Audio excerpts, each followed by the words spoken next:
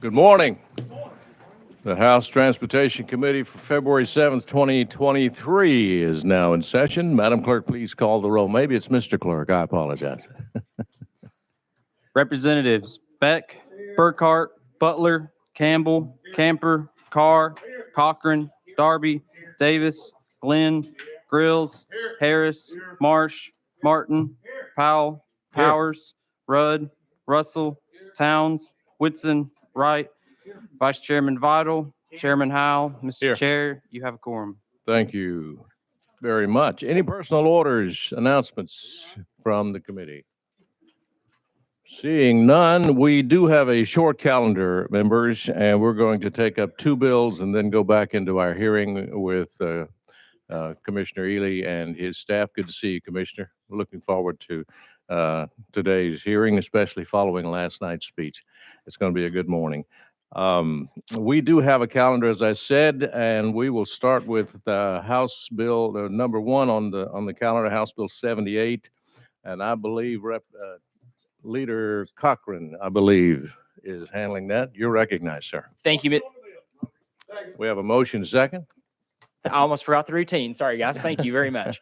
So Leader Lamberth carried this one through subcommittee, and I want to take you through it briefly this morning. If we need to get into the weeds of anything, I believe the department is here to answer questions. But essentially, it does two major things. Currently, in the state of Tennessee, you have to have SR 22 insurance. That if your driver's license is suspended or revoked. Currently, that requirement is 5 years. What this bill does is it aligns the requirement to have that insurance with the term of your revocation. So if your license is revoked for 2 years, it doesn't make a lot of sense to require you to have this insurance, which is quite expensive for 5 years. So it aligns that. And then the other, currently there are Tennessee only driver's licenses that are issued. We're going to stop that practice since we recognize revocations in other states. We're going to stop the Tennessee only driver's licenses. This does not make it expire for those that are currently in place. Just when they renew, we won't do the Tennessee only. But with that, I'll yield to any questions. And again, the department is here to answer. Thank you very much. Any questions on House Bill 78 for the sponsor? Question has been called. We're ready to vote. All in favor of House Bill 78, say aye. Aye. All opposed, nay. Ayes have it. The bill goes to Finance Sub. Number two on the calendar, House Bill 76 by Representative Lafferty. We have a motion and a second, sir. You're recognized. Thank you, Mr. Chairman. Thank you, committee. This legislation discontinues the issuance of the honorary consular license plates. There's only about 5 of them right now in the state of Tennessee, so we're going to get rid of those. In addition, this legislation will also allow parents and legal guardians of children who are permanently confined to a wheelchair to obtain a disabled license plate free of charge. Currently, the statute provides a disabled plate free of charge only to the individuals confined to the chair.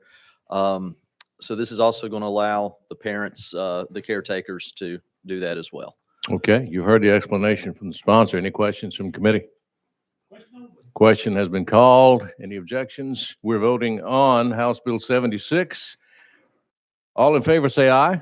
Aye. All opposed, nay. Ayes have it. The bill goes to Finance Sub. Thank you, sir. Thank you, Chairman. Thank you, committee. Thank you. All right, at this time, we are going to go out of session and resume where we left off last week with our hearing with the Department of Transportation and the commissioner and his members of his staff. And if memory serves, we left off with Chairman Russell. Chairman Russell, you're recognized.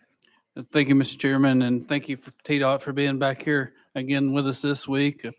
A week ago, I sort of was concerned about these projects being kicked down the road like State Route 322 was in Monroe County, and started like 30 years ago. And since then, I had the opportunity to meet with Commissioner Ely and discuss my concerns. And I'm pretty sure that recognizing these shortfalls from these electric vehicles is where the problem's going to lie with these existing projects with the Improve Act. And I appreciate Commissioner Ely and the governor for recognizing that if we don't take some sort of an action right now, that these other projects are going to be just like State Route 322 and not be completed. And, if anybody has any concerns about this, I encourage them to go down there and drive across Sweetwater to Vonore on State Route 322 and look what it looks like with a new section that was done 25 years ago and just forgot about. And then there's an old section that never was completed. So if we don't take time to address this money that we're missing out on for these electric vehicles, these Improve Act roads are going to end up just like State Route 322. And I just want to say to Commissioner Ely, thank you for recognizing that we need to address this issue and make sure I thank the governor for recognizing this problem that we're going to have also. I do have one request for you, though. Good. The first thing I mentioned last week's the hardworking men and women that you got working across the state. If you don't mind, let them know that their hard work is recognized here at the state capitol. We appreciate them, and we're praying for the TDOT employee that was injured this morning. Thank you. Yeah. Thank you, Chairman. And let's start with that because it was one of our contractors who was out there on the roadway early this morning and was hit. And so our thoughts and prayers are with them. They were sent to the hospital and they're doing okay at this point, but we did have a fatality involved with the person that ran into the vehicle that was doing the work. And so it's a good reminder that everything we do has to be embedded in safety in every step of the way. And so we try to do that in every project, every day, every time our folks wake up in the morning, because it's my job to make sure that they get back to their families at night. And so that's what we're trying to do, sir, and appreciate that. Also want to say that what you just said, that's what the governor is trying to accomplish. And by offering this, I mean, we all know that we need to do something to address these concerns. Maybe he could kick the can down the road and not address this, but I think he feels like, and I feel like, that if we don't do something now, we're going to be so far behind the curve in the coming years that we can't catch up. And so that's why we're here, and appreciate the opportunity to be here today. I'll say, Mr. Chairman, also, it's good to be back. Thanks for inviting us back. Looking forward to answer all your questions. And if we don't have the answer today, we will get you the answer. And as you heard last night from the governor, kind of his commitment to kind of putting our money where our mouth is in addressing these concerns for transportation. And so I look forward to answering all your questions today with our staff. Thank you, Commissioner. And it is a privilege to have you with us today. And thank you for being willing to come back and answer the questions from this committee.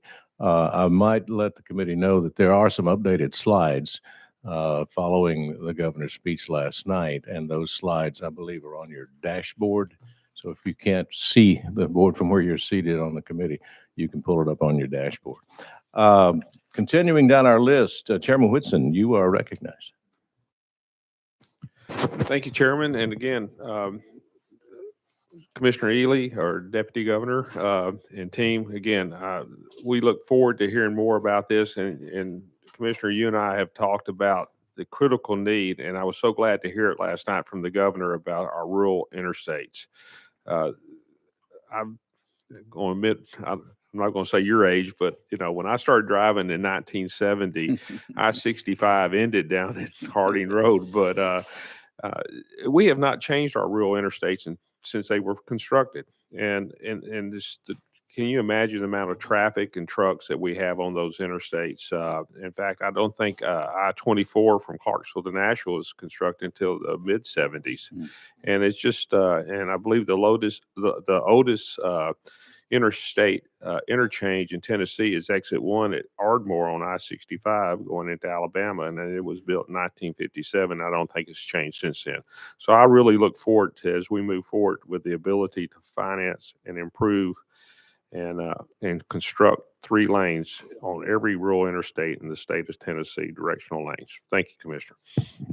Thank you. Thank you, Mr. Chairman. And I will say that that is really the whole point of the governor's proposal, is how do we address these urban congestion issues, but at the same time address our rural issues, because we know we've got statewide issues. And I don't think there's a single one of us who travels through Tennessee that doesn't recognize that these old original 2-lane alignments need to be updated.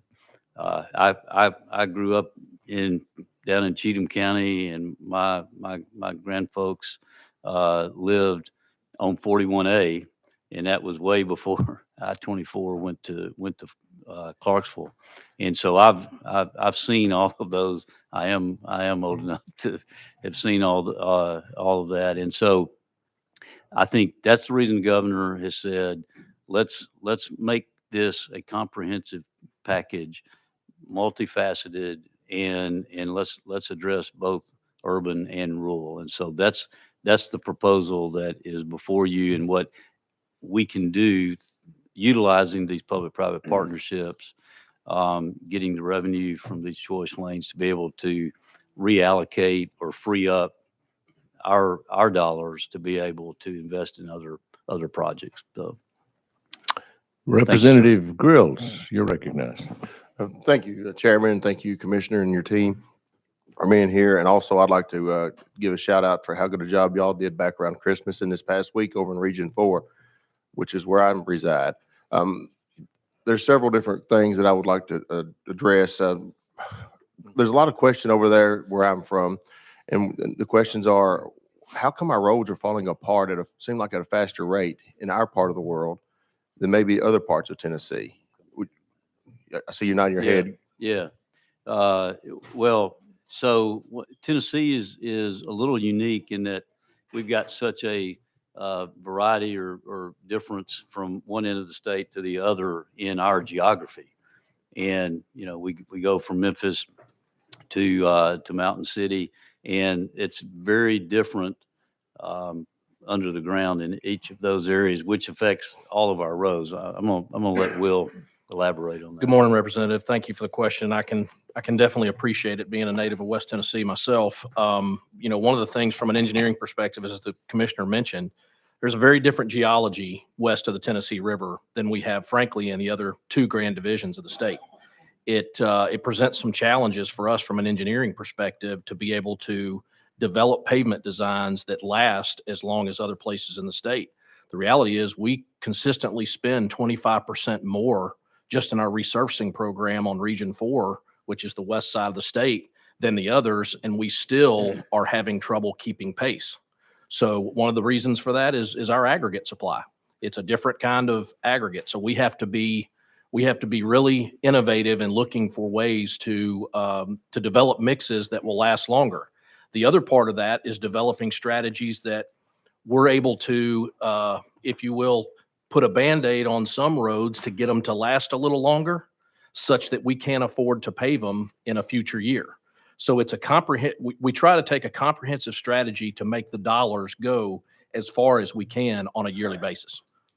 Recognized. And I guess that's where, like the DBST, I have several roads in my district that they have used that application, but those roads have lots of heavier traffic than just the regular, truck and car. Highway 104, for instance, they've used that application there, and it's the main artery to a trucking facility. Well, there's lots of trucks that are loaded at 50,000, 60,000 pounds, but 74, I believe, is the max weight of that. Are there different, how are those applications decided during the engineering process? And are there any extra considerations given to when there is lots of farm traffic, lots of truck traffic? Absolutely. You hit on it. I mean, we have what we call our pavement management system where we develop treatments for different types of applications and truck traffic. That's one of the main things we look at. That said, you have to balance that with the volume that's there, plus the return on investment. For instance, one of the roads you just mentioned, we made a decision that there was enough good left in it that if we did a DBST treatment, as you mentioned, we could bridge the gap to when we could get back to it and go in there and put hot mix. Now, that's not what everybody always wants to hear, but it's our strategy for how can we get the majority of life out of that pavement until we can afford to come back and pave it, with hot mix. And to be honest, that's the crux of what we're talking about here today with this entire package is we have to come up with strategies to where we can make a finite amount of dollars, spread it as thin as we can.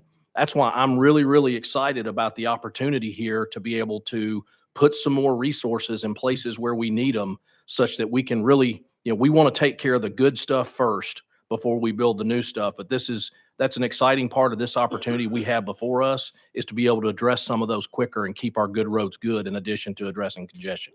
So it would be safe to say, though, that there's not any corners being cut, though, with the mixes that are being used over there just to save dollars, but it's just because of the geology and the aggregate that you're having to work with. Is That's correct. And I would go on to say that one of the things we're proud of in Tennessee is we consistently win awards nationwide for the condition of our pavements. That doesn't necessarily mean much to somebody that's in a grain truck on that road that you talked about. We understand that, but I can assure you, one of the things we invest in every year, there's a pavement research facility at Auburn University at NCAT. We have a section of that test track there where we try different mixes all the time. We're constantly looking at ways that we can better ourselves to make sure we deal with issues like this. Thank you for being here, and we want to do everything we can to help you guys too. So our doors are open as well. Thank you, sir. Thank I you, would, guys. I would say one last thing, Go ahead, Chairman. Chair. We talked about as thin as we can, doing the most we can with what we have. But I like to think of it also as smart as we can by doing the right thing at the right time, at the right place, and utilizing every single dollar that way. And so that's what Will's saying that we're trying to do. And so we'll continue to do that. Representative Davis, you're next. Thank you, Mr. Chairman. I appreciate that. Thank you, gentlemen, for being here again, coming back for us. I want to say that I'm incredibly grateful. I know that you guys are creative in a lot of your solutions. And so when you put down shields for I-29, where I get off over there at John Sevier, love that, be able to do that. And I'm appreciative of the work that y'all and all of the efforts that you're doing over there at John Sevier. I would ask that when I was coming in on Sunday, we had a couple of deaths over there on Alcoa Highway. And so obviously y'all know the nickname, I Kill You Highway. So I would appreciate a little bit of, more attention kind of going up towards the airport. But some of the questions that I had kind of go back to last week when you were talking about some of the maintenance with regard to the choice roads. So as I understand it, you're talking about maintenance with regard to potholes, and then also if those roads need to be iced, would that include in that maintenance, or is that something that the department would do, or who would take ownership of that? Yeah, that's a great question. All of those details, of course, will be worked out through the RFP process and the contractual process. I mean, so we'll get specific in how we deal with that. What I would say is that what I have seen work best around the country is where one person is responsible, because what we're looking for them to do as part of this long-term process, they would be leasing this road. They would design it, build it, finance it, operate and maintain it. And so when we're looking at things like potholes or snow and ice, we're looking to them to maintain it at a certain level. And so as part of that original contract, we would put those standards and specs in the contract of what we expect of them that they had to maintain it at a certain level. Not only that, we would also say that they had to give it back to us at the end of the lease at a certain level of service. And so all of that will be dealt with through the contract. But the thing I want to avoid is fingers pointing at who's in charge. I mean, the way this will be set up is we'll know who to look toward, and we'll make sure that they do the job they do, just like we do our existing contractors now that work for us all over the state. You have a follow-up? Yes, sir. Go ahead. And I appreciate that because I want to make sure that my locals aren't coming to me saying, okay, we've got to order more ice. We've got to Right. keep up with the salt and that sort of thing. Then the other question is unrelated to maintenance. It really has to do with the weight of trucks and electric buses. How is that? I know we have some legislation that's going to kind of try to increase that weight of what's allowable on our roads. How does that impact just what Representative Grills was Yeah. talking about with resurfacing and maintenance of our road? Yes, thank you. So basically, we are controlled largely by the federal regs when it comes to bridge weight formula. That is what we go by. So there is a restriction based on that to make sure that we don't put undue stress on our structures and on our pavement. So we already have a restriction there as far as truck weights are concerned. Yeah, I'll say one more thing. You may want to comment on it, but Alcoa Highway, to your original point, the work that we're doing up there now will drastically improve the safety of that roadway. And so it's, as you know, going on now, and it's looking great. It will really alleviate many of the problems that you're saying. Any comment on that? I would also add that when it comes to, and this is something that comes up a lot is, and it was mentioned by Chairman Russell earlier, alluded to, is prioritization of projects and how things rise to the top. Alcoa Highway is a good example. That whole corridor has been up there for many years because of safety issues and operational issues, which is why the department has made the investment that it has over the years. And there's still more to come to be able to get that where it needs to go. But it's one of those that's been consistently ranked at the top for the reasons you stated, which is why we're making that investment there. We're putting the money where we need to based on the worst roads that we have. Moving on down the list, Chairman Powers, you're recognized. That's you. Oh, I didn't raise my hand. No, you were on last week's list. You want us to come back to you? We'll come back. Okay.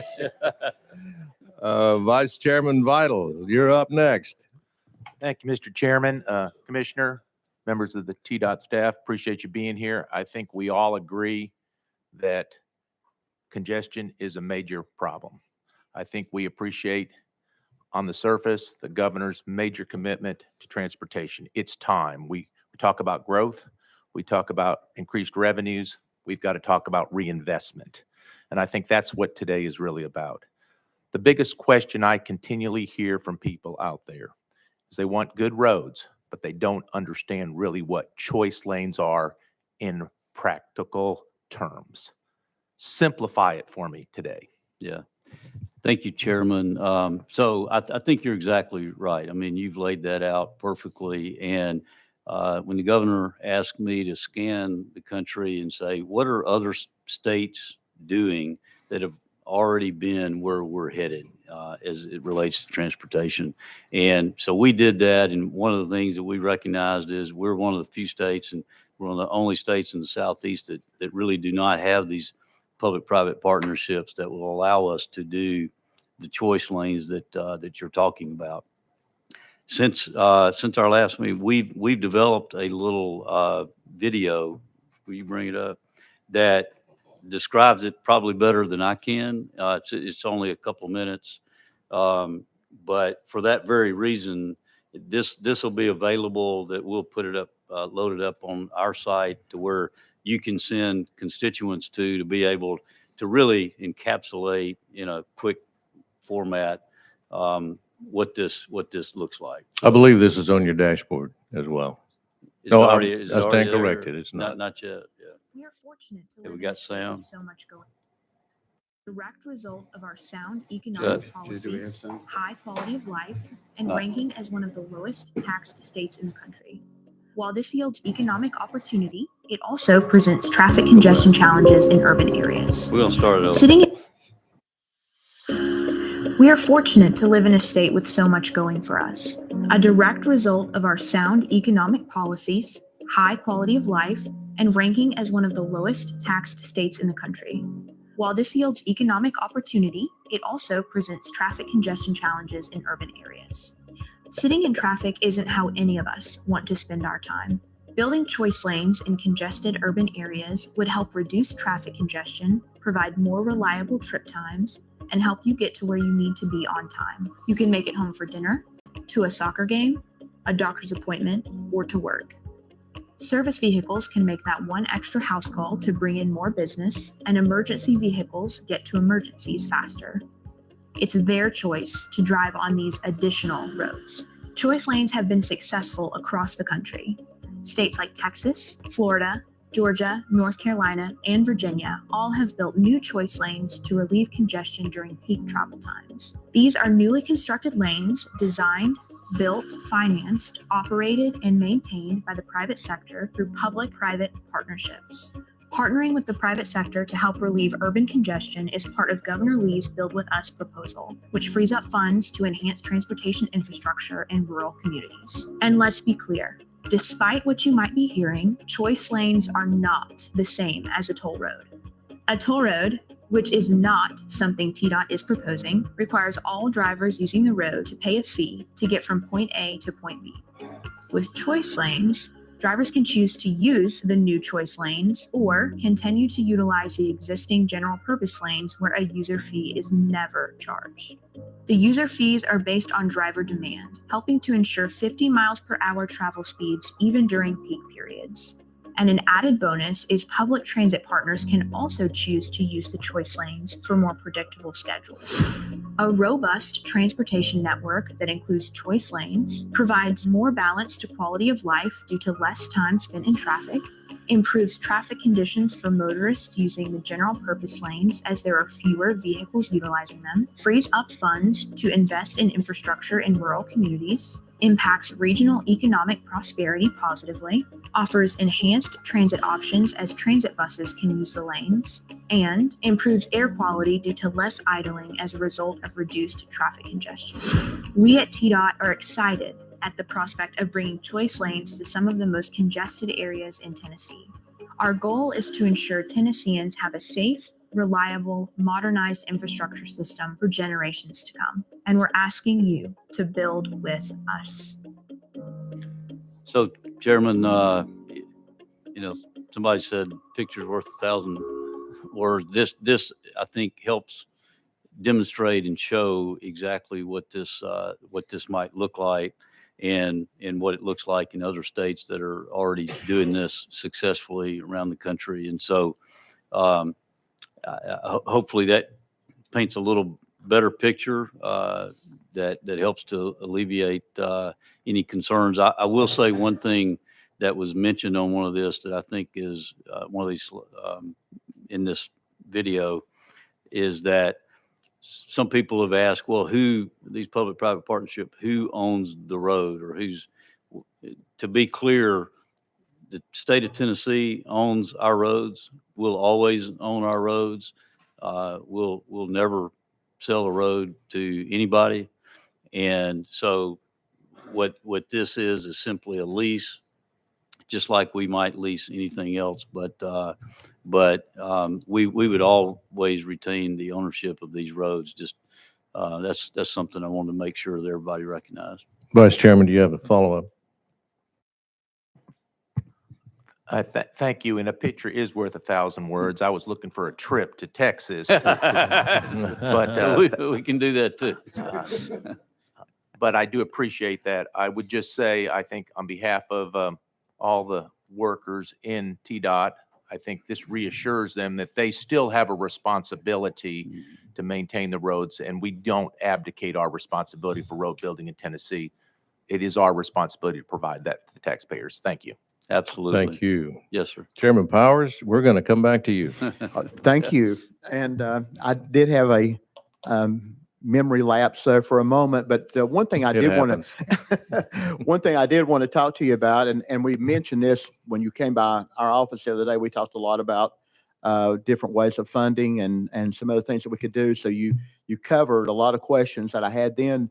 The only other one that I did have was about the number one call I get is from local municipalities. They don't understand exactly where their role is or their obligation in road repairs. We get calls all the time and they want TDOT to repair a road or a sinkhole or whatever problem that we might be having. And it's really their obligation once we've turned that road over to them. And I understand that, but it's not really clear to them. So Yeah. I wish we could come up with something to notify them and let them know exactly what their obligation is when there's a road repair near Yeah. near a TDOT road. Yeah, well, I'm going to let Will expound on this, but we've got a great relationship with our locals, our municipalities and our counties. And we appreciate that. And we try to work very closely with our local governments to ensure that they're doing the best they can do for all of our constituents and our citizens. And so we'll continue to work with them. This proposal really should not impact that any differently than it does now, because the roads that we're talking about with this would be what we're operating from a state standpoint. But you expound on that. Yeah, I would. So we get the same questions for what it's worth. I think the key is, as the commissioner pointed out, we have to continue to strengthen the relationships we have with all of the locals. There can be a lot of overlap, frankly. It can get very complicated very quick. I think, if you look at the major urban areas where there are MPOs, they have a role to play. Rural areas where there are rural planning organizations that have a role to play. I think it really has to be a partnership that frankly we're going to put more effort into as well. We have an entire division that's dedicated to what we call local programs, where we partner with cities and counties across the state. This package is going to necessitate us strengthening that program as well to be able to deliver. But it's truly an education process. We feel like it's part of our role, frankly, to help assist these locals when it comes to these kinds of questions. So we're going to continue to do that. Okay, right. And What you I have- might Sure. add into that as well. So as you also heard last night, the governor is going to give $300 million to the state aid program. So that's roughly 15 years of road funding for them all at once that we'll decide here how we want to get it all allocated. So that's a very important part that will help the locals as well. Okay, great. I'm sorry. Can I? Sure, go ahead. I think it's important for folks to understand too that we want to take a system approach. All of the things we're talking about, whether it's maintenance, whether it's new facilities, whether it's working with the locals, all of the taxpayers of Tennessee benefit when we take a system approach to helping cities, counties, as well as our own facilities. The entire system works better when it's working together. And I think that's important going forward as we make this kind of investment, that we have all of those areas working together, urban communities, rural communities, all of them, to make sure that the entire system in the state of Tennessee works as one. Okay. Thank you. Thank you, Mr. Chairman. Thank you. Moving on, Representative Towns, you're up next, sir. Mr. Chairman, thank you. Commissioner, thank you for having your team here. We always have a great education with transportation. Transportation is very interesting. A lot of things you learn by being on the Transportation Committee. I have a couple of three questions here I'd like to ask you. Talking about the locals, and I want to make it short so I can get to some of these. Locals, what I've heard over the years is that locals complain about not receiving payment in a timely manner. They need the money seemingly quicker to carry on what it is they have to do. Everywhere you go, you still got to pay for it. So I don't know, you all just gotten here, so to speak, but that's what I've heard over the years. So what are we doing to address the timeliness of the payment to the locals so they can implement what they need to do?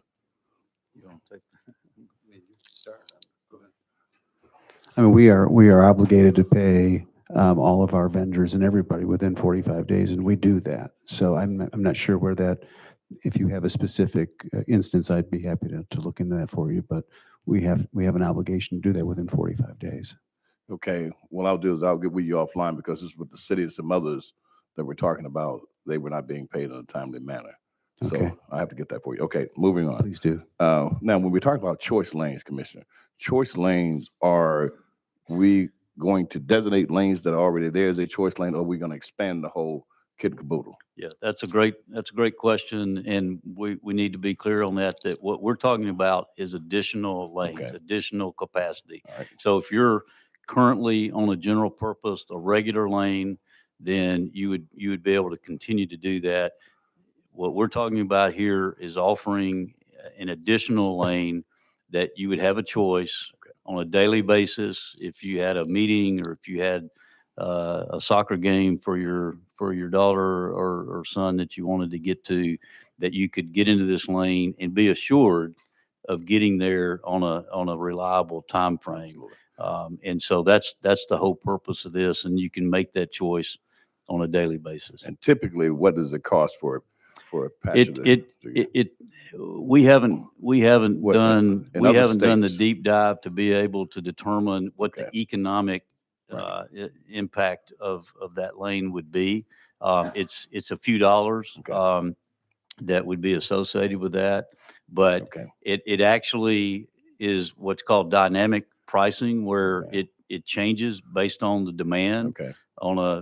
because what you're trying to do is assure that you're getting somebody to the place that Right. they're headed to in a Absolutely. certain amount of time. And so that's the reason the price could go up or down. But let me also mention, because this is an important part of this legislation, is while it's a public-private partnership, that entity does not have control over how they price. Okay.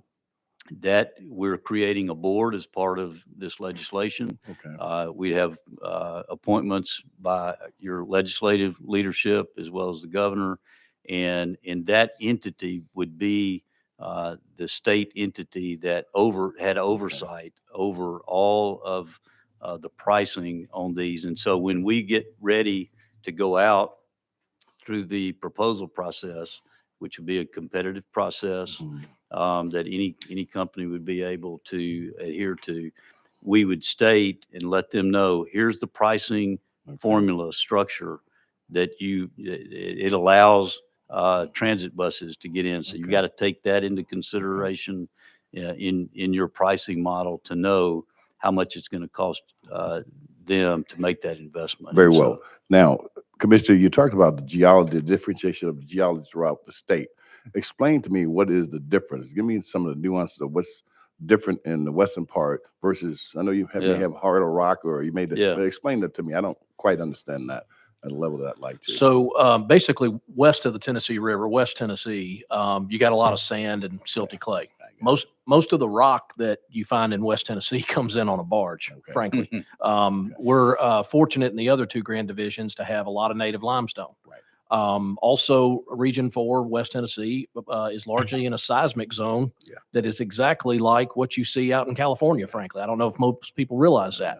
That takes that's why we spent as much as, or have spent as much money as we have retrofitting a lot of our structures in West Tennessee because of the seismic risks there. So it presents, it's frankly like an entirely different state when it comes to how we design pavements and bridges in West Tennessee. Okay. Finally, you all know we had the big crack down there on the bridge. Okay. How frequently are we inspecting bridges across the state? So we are federally mandated to inspect bridges every 2 years. I will say that while it was obviously a stressful situation for a lot of us, it was 83 days of my career that I will certainly never forget. I think you should all be very proud of the fact that Tennessee, our staff rose to the occasion.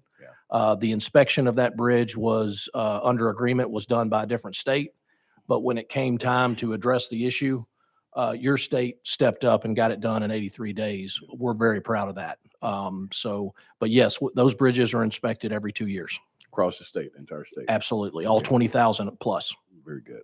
And if you do these contracts, how long will they have these contracts?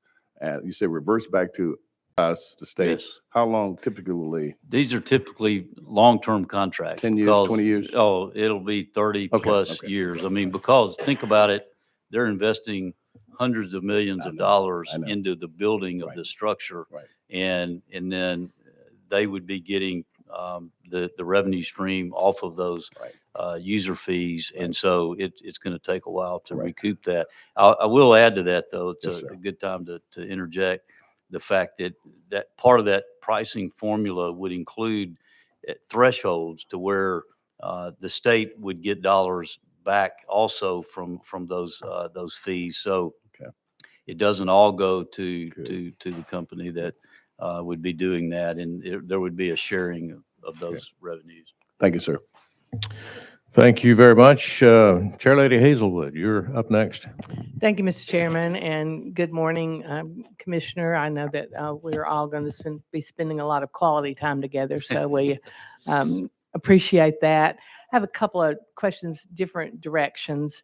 First of all, on the choice lanes, just if you could help me understand maybe the management a little bit more and the how I will know as a driver whether it's how much I'm going to gain. I use the TSA PreCheck as an analogy here. I have TSA PreCheck. The last few times I've flown, I've gone in the regular TSA line because there were fewer people there than in the PreCheck line because everybody's PreChecked now. So, obviously you don't want to get in a situation where you're paying more to be on the choice lane and it ends up you don't gain much time or any time. So, we have the signs up in certain places on the freeway. It tells you it's X minutes to this exit. Are we going to have something like that will help drivers make a good decision about whether or not to access those lanes? Yeah, that's a great question. And the answer to that is yes. It would be very similar to the variable message boards that we have now, but you would know before getting into that lane what the cost was, and you would know what the expected time period to get to your destination. And so all that is kind of predetermined and would be stated to where you would have that information and being able to make that decision. And would you also know this is how much time it would take on the express lane? This is how much time it's taking on the regular lanes? In most cases, you would definitely know it in the express lane because that's part of what you're paying for. The other lane is less predictable. That's the whole point. But as you see now, I mean, that's part of what we do in our smart ways technology now is to be able to determine what is the flow now, even in the regular lanes. And we post that so that there's some predictability or knowledge at least on what that looks like. And so we would continue to do that. And I'll say too, that this is, a lot of attention has gone into the choice lanes, but I mean, we've got a pilot project going on out here on I-24 now that is an intelligent lane to where we are coordinating between what our throughput is on I-24 kind of from Murfreesboro into town and how it relates to Murfreesboro Road. And those two roads are talking, and the vehicles that are driving on those roads, we're picking up information on a constant basis to be able to better predict the time and how to get the most throughput through that roadway. And so what that means is the regular lanes that we have as part of these choice lanes will be benefit also as it relates to this because we're managing that traffic in a more technologically better way. And so what we've seen in other states is it helps the regular lanes move better, more quickly, as well as the choice lanes. And then in a separate area of questioning, I guess we've heard a lot of questions this morning about maintenance issues, and we're going to be building more roads. That's going to require more maintenance. Can you talk to us about the percentage of TDOT budget currently being spent on maintenance versus what we would expect after this investment? I'll let one of these guys expound on that. Let me say this. I mean, one of the reasons we're in the shape we're in, which is we've got some of the best roads and bridges in the country, is because this body has always provided the dollars to take care of our roads in a good way. What we're trying to do here is to make sure that we continue to do that. And so what we call state of good repair, which is just, it's taking care of what you got, and that's always kind of number one on the list. Y'all have heard me say that gas taxes that we get, both state and federal, produce about a $1.2 billion program every year that we spend on our roads. Over half of that is made up of maintaining and doing projects like safety and other things that are part of that program, which only leaves us at the end of that about $500 million per year that we can invest in actually new projects that many of you are asking about. And so if we do nothing here, that number for maintaining state of good repair is going to continue to go up. And it's doing that every day. Sure. So, Chair Lady, so this year we will spend close to $460 million. Just 3 years ago, we spent 360. So we've increased it $100 million. The projections coming from our new chief engineer are saying that next year in fiscal 24, 460 is not enough. It needs to be closer to 575. So it's growing. And as the commissioner mentioned, that's the first thing we do in our budget. When we get our state funds, we understand we make the federal match. Once we make the federal match, we put money toward the state of good repair. So it is quite extensive. This year, as far as when you looked at actual from fiscal 22, it was about 36% of our lettings went toward that.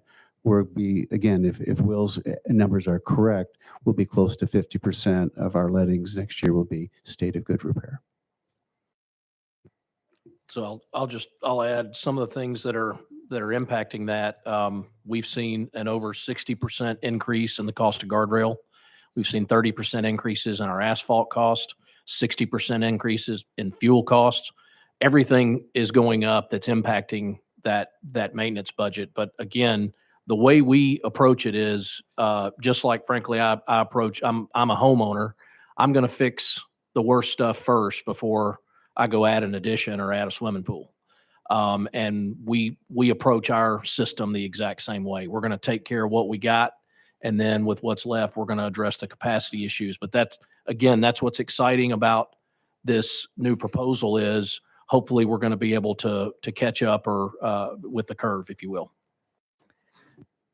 Thank you. I think that's critically important. There are those of us who are here for the Improve Act, took a hard vote in some cases to pass that. And a lot of the things that we expected to come out of that have not, simply because of the increased cost of new projects and the fact that, again, more and more of TDOT budget has been eaten up by maintenance. And as we add more, as we build more roads, whether they're, if they're choice lanes, then somebody else is going to be responsible for the maintenance, but there's still a cost. But these rural roads and the other places that we're going to be expanding, then again, every time you add a mile of pavement, you have to, at some point, you're going to have to go back and repair that. So again, it's just something I think for all of us to remember as we're looking at this. All of these dollars are not going to be available to just go out and pave the world. We are going to have to continue to repair the roads that we already have in place. Thank you. Thank you, Mr. Chairman. Absolutely. Thank you. Members, we have this room for 10 more minutes. We have several people on the list, so if you can, keep your questions brief so that we can try to get everyone in. I believe, let's see, Representative Martin, you're next. Thank you, Mr. Chairman, and thank you, Commissioner Ely, for being here and your team. Two questions. First of all, just a clarity. These choice lanes all this video and this conversation appears that they're only going to be near interstates. Is that a true? Yeah, I would say that's a true depiction because that's where the biggest congestion is from a standpoint of who will pay to be able to utilize those lanes. So you wouldn't envision connecting the 840 Northern being a choice lane or anything like that? I don't see. Right. I And, don't and it see wouldn't that be in the- something that would be in 153 in my community where there'd be a choice lane over that congested state highway that is one of the most dangerous roads in Hamilton County. Yeah. So these are going to be within, I think most of these would be within our existing right of way, or we may have to get some additional right of way. But in our current interstate system is where we would start, because I think that's where the most economic impact would be. and then let me hurry and move and pivot to another question. When we think about gas taxes, I go fill up my car somewhere and nobody knows where I go. I get in my car and I drive wherever. Then I fill up my gas, maybe in Dunlap, I may be in Manchester.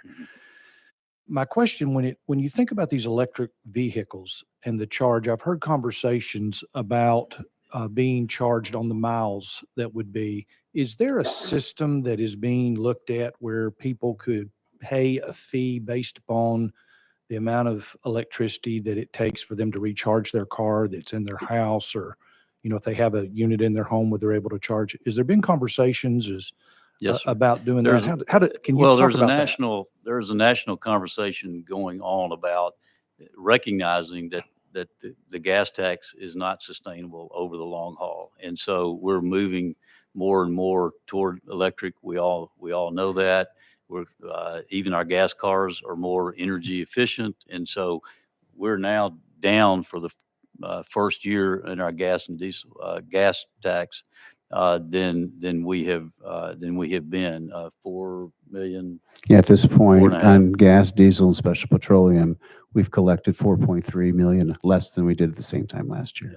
So I just say that to say that's a national concern and a national issue, and so there's a conversation going on about how do we get to the next place.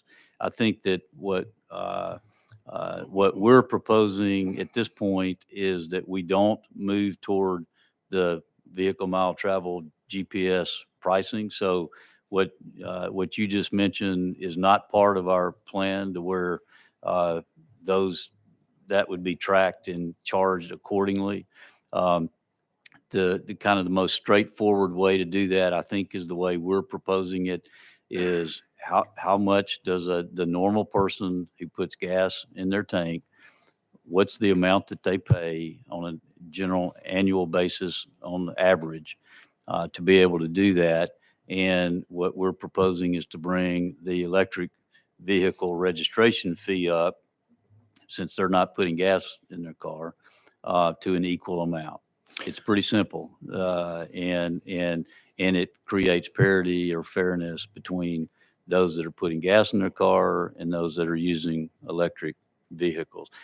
There's probably eventually going to be some way to deal with what you're talking about from how do you get it from some electric charge, but it's not there at this point. And I appreciate that, Commissioner. I think there are many Tennesseans for whom this is a new concept to think about, and they're concerned about the government tracking where they are and all of those things. So I appreciate your clarity on that. Thank you. Yes, sir. Thank you. I might inject, there is, as the commissioner said, there's a national conversation. The most equitable seems to be to charge about a kilowatt. But in Tennessee, there is no proposal in the governor's proposed bill to charge by the mile. There's a lot of opposition to that, so there's no proposal to that. We have about 3 minutes left, and Representative Powell, you're next. Thank you, Mr. Chairman. I'll be brief. I did want to say to Chair Lady Hazelwood's point, because I think it offers a cautionary tale, is what's happening in our airports. Is we basically allowed a private company to now have control of our airports, and they have created these, I believe the company is called Clear, where they can pull people that go through those lanes and put them ahead of TSA PreCheck, And it has totally created a debacle at our airports and let people who are not government employees and have gone through the screening process manage the way that we conduct the traffic flow in our airport security system. So anyhow, I think that's a cautionary tale for the way we're looking at these choice lanes. My question is, do you have a percentage of how much you anticipate these choice lanes alleviating from the existing roads?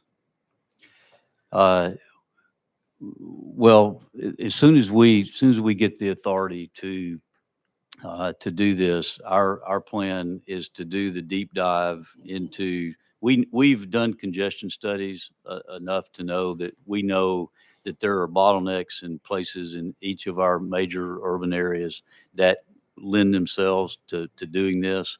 What we would have to do next is to do the kind of the economic analysis, the deep dive that you're saying, to say, okay, this corridor has this much traffic and we can alleviate by doing one lane, or what would 2 lanes do? We'll be coming back to you through the normal 3-year plan process next year to be able to say, all right, here's what we've learned, and here's the definitive answer. I will tell you that looking at all these states that were mentioned on this, they've all seen considerable increase in reliability, considerable increase in reduction in congestion on those lanes that are being utilized.